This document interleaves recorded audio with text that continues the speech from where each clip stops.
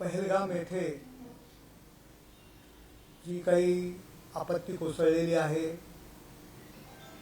अतिशय चुकीच्या पद्धतीने शत्रूवरही असा प्रसंग येऊ नये असा प्रसंग घडलेला आहे। 27 पर्यटक त्या ठिकाणी नाव विचारून मारले गेलेले आहेत। त्यामधील 6 पर्यटक महाराष्ट्रातील पर्यटक आहेत।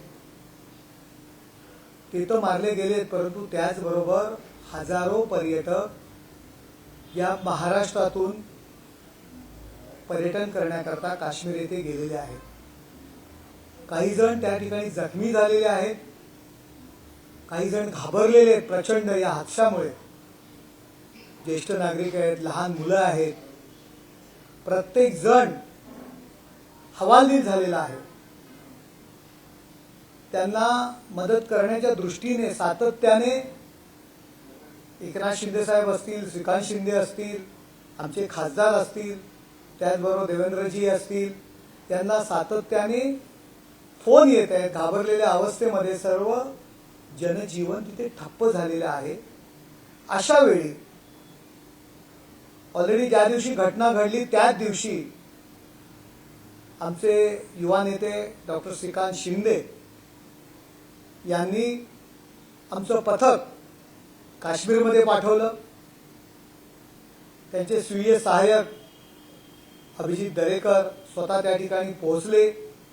महाराष्ट्रातील पर्यटक जे विविध हॉटेल्समध्ये अडकलेले आहेत, त्या ठिकाणी काही जखमी लोक आहेत, त्यांच्या मदत करण्याच्या दृष्टीने पावलं उचलली आणि सगळ्या लोकांना विमानतळ असेल सुरक्षित ठिकाणी आणण्याचं काम केलं। सातत्याने लोकांचे फोन चालू होते आणि मग आमचे उपमुख्यमंत्री एकनाथ शिंदे साहेब हे स्वतः त्या ठिकाणी पोहोचले। राज्य सरकार मदत करत आहे, राज्य सरकारने सुद्धा पर्यटकांना आणण्याच्या दृष्टीने पाऊल उचललेली आहेत। परंतु आपणास माहित आहे की विशाळवाडी सारखा प्रसंग होता, एकनाथ शिंदे साहेब मुख्यमंत्री होते, सरकारी यंत्रणा होती, परंतु सरकारी यंत्रणेला प्रोत्साहन देण्याकरता 6 तास त्या ठिकाणी डोंगर चढून एकनाथ शिंदे साहेब त्या ठिकाणी पोहोचले। कोल्हापूरमध्ये पूर होता, एकनाथ शिंदे साहेब स्वतः पोहोचले। केरळमध्ये पूर आला होता, एकनाथ शिंदे साहेब स्वतः पोहोचले। त्यांचा तो स्वभाव आहे। हिंदू हृदय सम्राट शिवसेना प्रमुख माननीय बाळासाहेब ठाकरे यांचे ते सच्चे शिवसैनिक आहेत आणि लोकांची मदत करण्याकरता, लोकांना एक धीर देण्याकरता एकनाथ शिंदे साहेब त्या ठिकाणी पोहोचले। आणि म्हणून सकाळी गांजा लावून जे सकाळी भुकण्याचं काम करतात ते संजय राऊत त्यांच्यावर टीका करताय की एकनाथ शिंदे त्या ठिकाणी जाण्याची गरज काय? मग काय एकनाथ शिंदे साहेब थंड हवेच्या ठिकाणी जायला पाहिजे होतं का? तुमचे नेते काय एम्स्टरडॅम, कुठे लंडन या ठिकाणी फिरायला गेले, त्या ठिकाणी त्यांनी जायला पाहिजे होतं का? नक्की काय संजय राऊत उत्तर द्या, त्यांनी कुठे जायला पाहिजे होतं? सरकार तर मदत करते, परंतु एकनाथ शिंदे साहेबांच्या स्वभावात आहे स्वतः ते प्रत्येक ठिकाणी पोहोचत असतात। अहो, नरेंद्र मोदी साहेब त्यांचा परदेश दौरा सोडून पुन्हा भारतात आले। अमित शहाजी स्वतः पहलगामला पोहोचले। तर आपल्या महाराष्ट्रातील लोकांच्या मदतीला एकनाथ शिंदे साहेब पोहोचत असतील तर तुम्हाला मिरच्या का लागल्या? तुम्ही का टीका करताय? मराठी लोकांच्या अस्मितेची भाषा करणारे आपण, महाराष्ट्राच्या हिताची गप्पा मारणारे आपण का नाही दौरा सोडून आलात? अहो, साधी पाण्याची बाटली तरी तुम्ही पाठवली का हो त्या ठिकाणी? तुम्हाला काय अधिकार आहे? संजय राऊत, तुम्हाला एकनाथ शिंदे साहेबांच्या वरती टीका करण्याचा अधिकार काय? मी तुम्हाला माहिती देतो की काल 75 लोकांचं ज्येष्ठ नागरिक, महिला त्या ठिकाणी विमान सरकार तर मदत करते, परंतु आम्ही आपली जबाबदारी समजून काल शिवसेनेतर्फे एकनाथ शिंदे साहेबांतर्फे 75 प्रवासी घेऊन विमान मुंबईत पोहोचलं.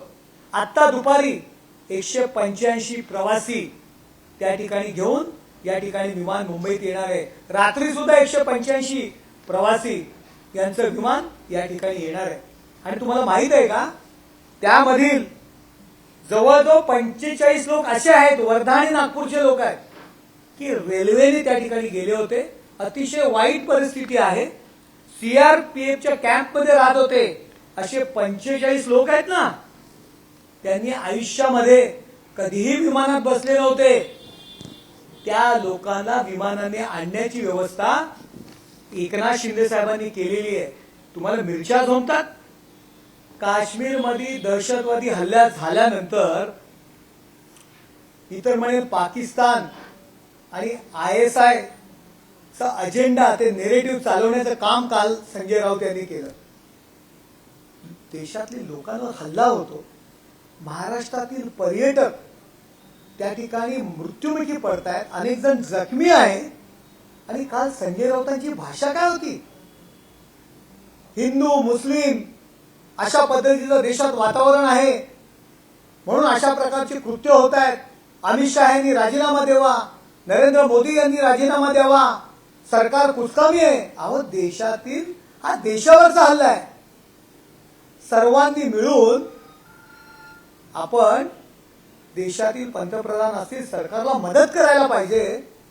तर आपण ISI ची भाषा बोलताय, पाकिस्तानची भाषा बोलताय. कशासाठी आपण अशा पद्धतीने वागताय? आणि आज संजय राऊत यांनी कोलांटी उडी मारली. आपण आज पाहिलं असेल, आज पाठिंबाची भाषा करताय. याचं कारण काय माहितीये का? कालचं त्यांची जी भूमिका होती ना, त्यावेळी देशातल्या लोकांनी ठरवलं आता या संजयला चपलाने हाणायचं.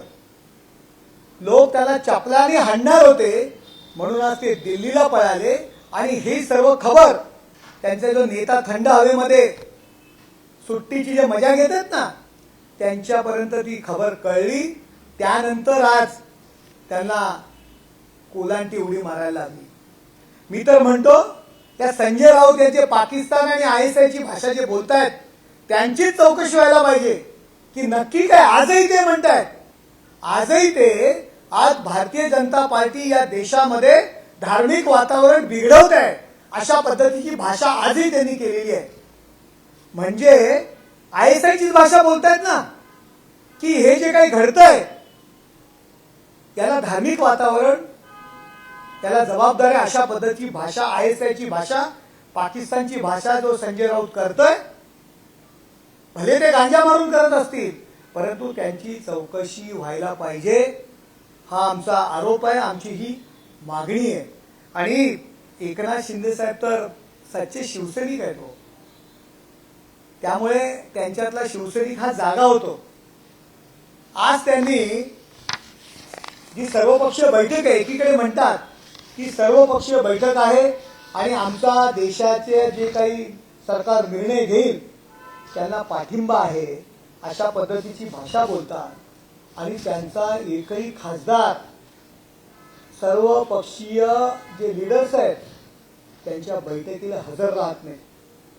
आमच्याकडून डॉक्टर श्रीकांत शिंदे त्या बैठकीला उपस्थित राहण्यासाठी गेलेले आहेत. अरविंद सावंत म्हणतात की कुठल्या तरी स्टँडिंग कमिटीच्या बैठकीला आहेत, त्या मीटिंगला आहेत म्हणून मी येणार नाही.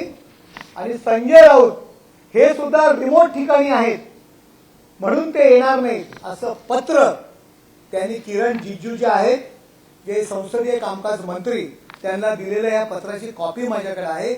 सपशेल खोटं बोलण्याचं काम आज अरविंद सावंत यांनी केलेलं आहे. आज आपण सकाळी पाहिलं असेल, संजय राऊत यांनी दिल्लीमध्ये जाऊन प्रेस कॉन्फरन्स घेतलेली आहे. सकाळी जे भुंकतो त्याप्रमाणे ते भुंकलेले आहेत. पण अरविंद सावंत सपशेल काय खोटं बोललेले आहेत हे तुम्हाला समोर पुरावा देतो. अरविंद सावंत म्हणतात, today while the floor leaders have been invited to the all party meeting by the government, both Sri Sanjay Raut and I are official parliamentary standing committee delegation in different parts of the country. आता संजय राऊत काल मुंबईत होते, आज दिल्लीत त्यांच्या घरी होते, पण ते काय म्हणतात की बोथ स्टँडिंग कमिटीच्या मीटिंगला आहेत. While the locations are so remote that we cannot reach the New Delhi in time and only the floor leaders allowed to attend. We would appreciate any opportunity to join the discussion and briefing. We would be highly obliged if the government can let us join over a secure video conference line. आता तुम्ही बघा की remote एरियामध्ये अरविंद सावंत आहेत आणि संजय राऊत आहेत. काल मुंबईत होते, आज दिल्लीमधली प्रेस कॉन्फरन्स तुम्ही सगळ्यांनी लाईव्ह केलेली आहे. म्हणजे यांना जे काही आपल्या देशात जो दहशतवाद माजलेला आहे, आपल्या लोकांवरती जो काही हल्ला झालेला आहे, मृत्यूमुखी आणि महाराष्ट्रातली लोक आहेत, त्यासाठी सरकारने बैठक बोलवले, परंतु त्या बैठकीला उपस्थित राहणं महत्वाचं वाटत नाही, स्वतःची भूमिका मांडणं वाटत आहे, त्याकरता खोटं बोलताय. अरे अरविंद सावंत स्टँडिंग कमिटीच्या मीटिंगला असतील, ती मीटिंग सोडून त्यांनी त्या मीटिंगला हजर राहायला पाहिजे. नरेंद्र मोदी साहेब साऊथ आफ्रिकेचा दौरा सोडून त्या ठिकाणी हजर झाले.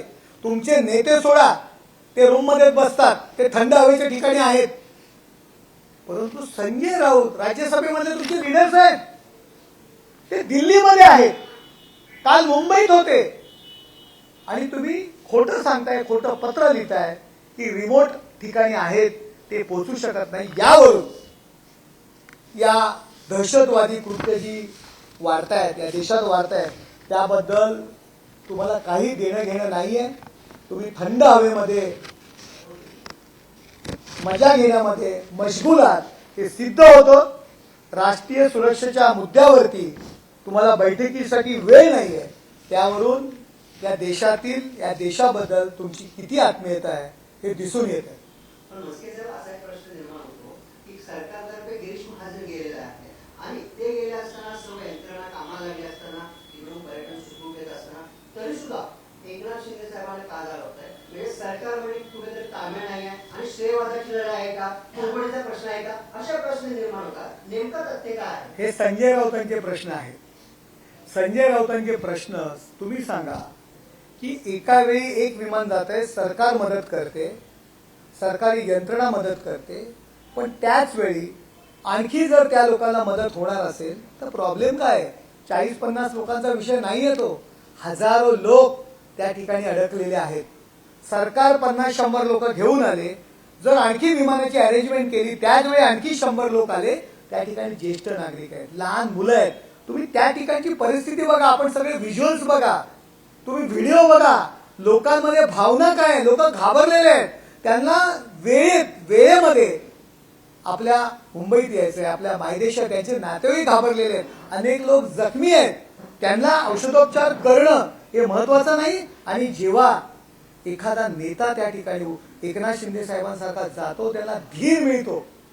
आज त्या ठिकाणी सगळ्यांना एकत्र गोळा करणं, आज काश्मीर सारखं राज्य आहे, त्या ठिकाणी यंत्रणा राबवणं, आपापले असलेले सोर्स वापरून जास्तीत जास्त मदत करणं. अहो, इर्षाळवाडीला 6 तास डोंगर चढून एकनाथ शिंदे साहेब गेले का? सरकारी यंत्रणा नव्हती, परंतु ते गेल्यामुळे त्या अधिकाऱ्यांमध्ये प्रोत्साहन मिळालं, जोर मिळाला, काम करण्याची स्फूर्ती वाढली. जर एक जबाबदार माणूस गेला तर तुम्ही त्याला कुरघोडी श्रेयवान म्हणता. अहो, 45 लोक रेल्वेने गेले होते, पहलगाम लँड क्रॅश झालं, तिकडे पहलगाम मध्ये अडकले. एका सीआरपीएफच्या गरीब लोक, खाण्याचा प्रॉब्लेम होता, सीआरपीएफच्या कॅम्प मध्ये ते लोक राहत होते. त्या लोकांना एकनाथ शिंदे साहेबांनी आता विमानतळावर आणलं आणि ती लोक पहिल्यांदा विमानात बसतायत, रेल्वेने गेलेली लोक आहेत, पहिल्यांदा विमानात बसून घाबरलेली लोक आहेत, त्यांना आज महाराष्ट्रात आणतायत. हे काम, ह्या कामाला कुरघोडी म्हणता. आणि तुम्ही बसून जे करताय, तुम्ही काल जे संजय राऊतांनी स्टेटमेंट केलं, ही कसली स्टेटमेंट आहे? ही कुरघोडी नाहीये, देशाच्या विरोधातलं काम नाहीये. देशातल्या, महाराष्ट्रातील लोक मृत्युमुखी पडतायत, शेकडो लोक त्या ठिकाणी अडकलेले आहेत, आणि तुम्ही अमित शहा साहेबांनी राजीनामा द्यावा अशा पद्धतीची भाषा करताय. आणि देशामध्ये भारतीय जनता पार्टीने जे केलेलं वातावरण आहे हिंदू मुस्लिम, त्यामुळे देशातलं वातावरण बिघडलं. अहो आज सकाळी संजय राऊत सकाळी भुंकले दिल्लीतून, परंतु आज दादरमध्ये मोर्चा निघतो. अमित शहा त्यांचा एक आमदार त्या मोर्चामध्ये असतो. अमित शहा साहेबांनी राजीनामा द्यावा. ही काय परिस्थिती आहे? ही कुरघोडी नाहीये, हे राजकारण नाहीये. याला काय तुम्ही म्हणणार? आणि लोकांना मदत करण्याकरता जर एकनाथ शिंदे साहेब त्यांच्या स्वभावानुसार जर त्या ठिकाणी पोहोचले असतील तर त्याला कुरघोडी म्हणता? अरे महाजन साहेब आहेत, जोडीला एकनाथ शिंदे साहेब आहेत, काम करण्यासाठी गती आणि रिझल्ट दिलाय. सरकारी मदतीवरती आम्ही गप्पा नाही मारत आहोत. सरकार तर मदत करते. सरकार म्हणून सुद्धा त्या ठिकाणी एकनाथ शिंदे साहेब काम करतात. आणि शिवसेनेतर्फे त्यांच्या तर्फे सुद्धा त्यांनी सेपरेट विमानांची व्यवस्था केली, जेणेकरून लवकरात लवकर ती लोक मायदेशात येतील, त्यांना दिलासा मिळेल, त्यांच्या नातेवाईकांना दिलासा मिळेल. त्याला तुम्ही कुरघोडी म्हणता?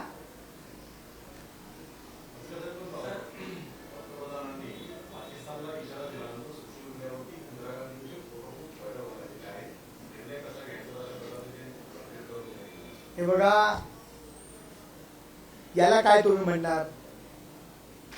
याला कुरघोडी नाही म्हणत तुम्ही. पेड लोकांकडून नरेंद्र मोदींजींना विरोध करायची त्यांची भूमिका कशी चुकीची आहे हे लोकांसमोर आणायचं, याला काय म्हणणार तुम्ही? आज मोदींकडनं ही अपेक्षा होती का डायरेक्ट त्यांनी पाकिस्तानवर बॉम्ब टाकावा? अरे देशाच्या संरक्षणाच्या दृष्टीने काहीतरी नियोजन असेल पंतप्रधानांचं. त्या दृष्टीने त्यांनी पावलं उचललेली आहेत आणि तुम्ही त्याला विरोध करताय. एकीकडे म्हणायचं की देश जो निर्णय घेईल, जे सरकार निर्णय घेईल त्याला पाठिंबा द्यायचा, आणि दुसरीकडे इंदिरा गांधी यांच्या काही डिसिजन त्यावेळी लोकांसमोर आणायची. या देशाच्या परिस्थितीला मी काही जास्त बोलणार नाही. या देशामध्ये ही जी काही परिस्थितीला कारणीभूत कोण आहे? हो कोण आहे? त्या काँग्रेसमुळे त्या देशाची बर्बादी झाली ना. कशा करता देशावरती जेव्हा संकट आलंय ना, त्यावेळी नरेंद्र मोदीजी आणि अमित भाई शाह यांच्या पाठीमागे उभं राहायला पाहिजे. पुन्हा अशा पद्धतीने विरोधी राजकारण करताय ते निषेधात्मक आहे.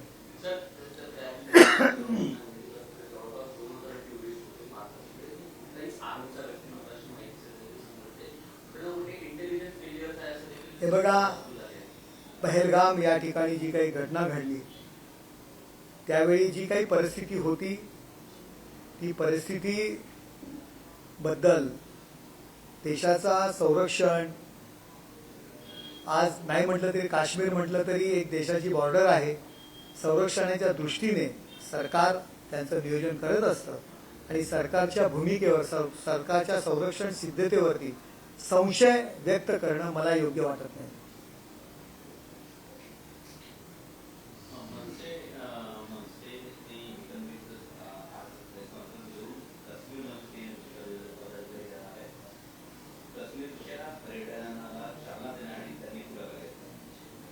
हे बघा, काश्मीर हा देशाचा अविभाज्य घटक आहे. त्या ठिकाणी पर्यटनाला चालना तर मिळालीच पाहिजे. त्याकरता जर काही चांगल्या गोष्टी होत असतील तर नक्कीच ती स्वागतार्ह आहे. सरकारची मदत केली आहे, त्याचा खर्च सरकारच्या हातातून. शिंदे साहेब केला त्याचा खर्च सरकारच्या हातातून की पक्षाकडून? आम्ही म्हणतोय ना की आम्ही सरकारची मदत सरकारचीच असणार. आमच्याकडनं जे करतोय त्याचा खर्च आमचाच असणार ना. जी मदत जी आम्ही करतोय तो आमचाच असणार. त्यात वेगळं काय, खर्चाचा विषय काय येतो यात? अरे लोकांना मदत करणं, त्या ठिकाणची परिस्थिती पहा. तुमचे सगळे बांधव त्या ठिकाणी गेले आहेत, मीडियाचे प्रतिनिधी, त्यांना विचारा लोक काय भेदरलेल्या अवस्थेमध्ये आहेत.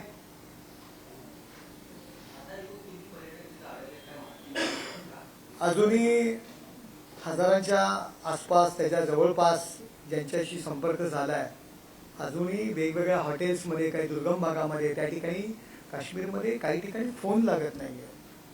तर ते बरेचसे पर्यटक श्रीनगर व्हाया या ठिकाणी येत असतात.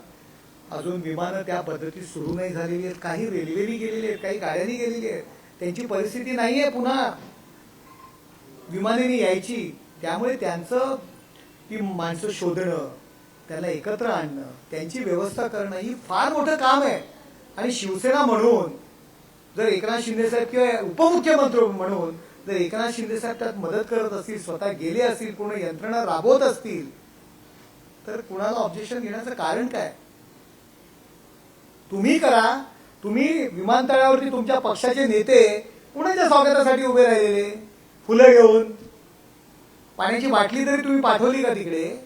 मदती प्रत्येकाची परिस्थिती असते, परंतु अशा वेळी पाण्याची बाटली सुद्धा मिळत नाही. त्यामुळे ती 10 रुपयाची पाण्याची बाटली सुद्धा फार महत्वाची असते. ती मदत त्या ठिकाणी पाणी देणं फार महत्व, ती सुद्धा तुम्ही पाठवली नाही. परंतु काही लोकांना भेटायला तुमचे नेते विमानतळावर उपस्थित होते, तेव्हा नाही लाज वाटली? आम्ही एकनाथ शिंदे साहेबांवरती टीका केली आणि आपली लोक कशी त्या ठिकाणी जायची? कशाला मोठ्या गप्पा मारतायत?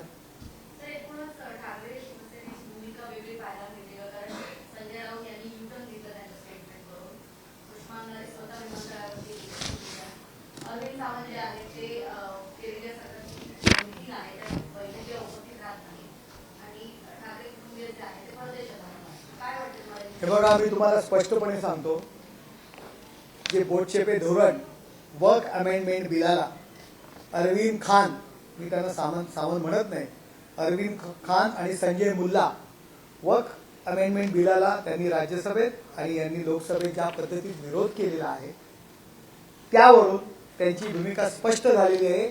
आजही, कालचंही त्यांचं स्टेटमेंट हेच होतं की देशामध्ये हिंदू मुस्लिम याच्यामध्ये जे धार्मिक वातावरण बिघडवण्याचा जो प्रयत्न झालेला आहे, त्यामुळे अशा घटना घडतायत. हे संजय राऊतांचं स्टेटमेंट होतं. अरविंद सावंत यांनी सुद्धा आमच्या मशिदी, आमचं वक्फ कायदा अशा पद्धतीचे भाषणांमध्ये उल्लेख केला होता. आज अरविंद जे खान आहेत, खोटं पत्र त्या ठिकाणी देत आहेत. जर या सर्वपक्षीय नेत्यांनी जर कुठला निर्णय घेतला, पाकिस्तानच्या विरोधात असेल, आणखी कोणाच्या विरोधात असेल, तर आम्ही त्या निर्णयात नव्हतो, आम्ही त्या बैठकीला नव्हतो, असं अल्पसंख्याक किंवा मायनॉरिटीजला सांगण्यासाठी आम्ही मोकळे राहू.